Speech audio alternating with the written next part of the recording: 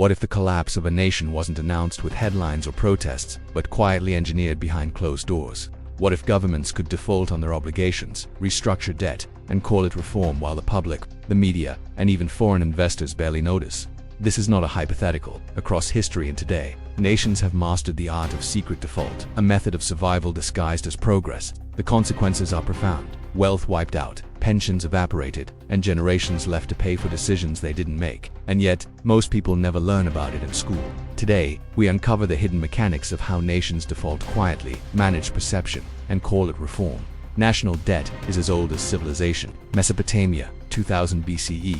Citizens enslaved over unpaid loans. Medieval Europe, monarchs borrowed to fund wars and lavish courts. 17th century England, the Bank of England financed the crown, creating the template for modern sovereign debt. Debt has always been a tool of both survival and control. But what happens when debt becomes unsustainable? When interest grows faster than GDP? When creditors hold more power than the government itself? Nations face the choices: collapse openly or engineer a quiet default. Secret default isn't about ignoring obligations. It's about restructuring them in a way that looks like reform. Historically, Greece, 2012, the country avoided an immediate bankruptcy by swapping old bonds for new ones at a lower value. Citizens were told it was a rescue plan. Argentina, 2001, the government froze deposits and restructured debt, calling it economic reform while wiping out private savings. Russia, 1998, defaulted on domestic debt quietly while negotiating with international creditors, portraying it as stabilization. Notice the pattern: default disguised as policy, crisis presented as reform. By managing perception, governments prevent panic and maintain political power. After World War II, global debt structures became institutionalized. Bretton Woods, 1944, IMF and World Bank created to manage international debt crises. Sovereign loans allowed nations to rebuild, but at the cost of dependence conditionality. Loans came with rules, often forcing reforms that disguised defaults. Over time, governments learned to manipulate currency, accounting, and legal frameworks to make defaults seem less catastrophic. Debt could be stretched, renegotiated, or inflated away, all while the public thought the nation was recovering. Secret defaults happen when obligations exceed reality. Governments spend beyond capacity, GDP growth lags behind interest obligations. Foreign debt becomes impossible to service. Then comes the carefully scripted solution: debt restructuring. Exchange old bonds for new ones at reduced value. Inflationary maneuvers. Print money to reduce real debt. Austerity disguised as reform. Cut spending, raise taxes, privatize assets, all of it framed as necessary reform rather than default. The public rarely sees the collapse, only the effects: inflation, unemployment, devalued savings, and lost trust. Secret defaults aren't just numbers on a ledger.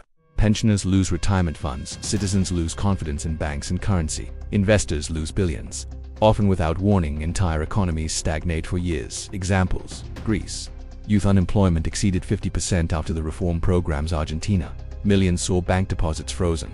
Savings wiped out. Venezuela. Hyperinflation rendered wages and savings almost worthless. Behind the scenes, politicians maintain legitimacy by controlling the narrative, labeling the crisis as reform or necessary adjustment. The illusion of continuity masks systemic collapse. Efforts to fix national debt often worsen dependence. Bailouts increase total debt. Monetary stimulus inflates asset bubbles. Privatization and austerity shift costs onto citizens. The system is self-reinforcing. Borrowing leads to dependency. Dependency leads to reform disguised default. Default requires more borrowing to maintain stability. The result is a perpetual cycle of managed crises, invisible to most citizens, visible only to those who read the fine print. Today, this system persists globally. US debt ceiling debates, funding gaps and quantitative easing masks real fiscal strain. Japan, debt over 260% of GDP, yet called a stable economy. Developing nations, IMF programs labeled as reform often restructure debt quietly. The pattern repeats. Debt builds, gives obligations, exceed capacity, gives secret restructuring, gives public perceives recovery, gives cycle begins again. The result: economic dependence is normalized, freedom of choice eroded, and future generations inherit obligations they did not consent to. Default is not always obvious. Nations can restructure, inflate, or manipulate debt while calling it reform. Citizens bear the cost. Even if governments survive, pensions, savings, and wages often vanish silently. History repeats itself. From Argentina to Greece to modern economies, the cycle persists unless systems are radically reformed. Economic reform may sound positive, but behind it, unseen defaults could be shaping your future. Next time a government announces austerity, bailout, or economic restructuring, ask yourself who really pays, and what is being called reform in place of collapse.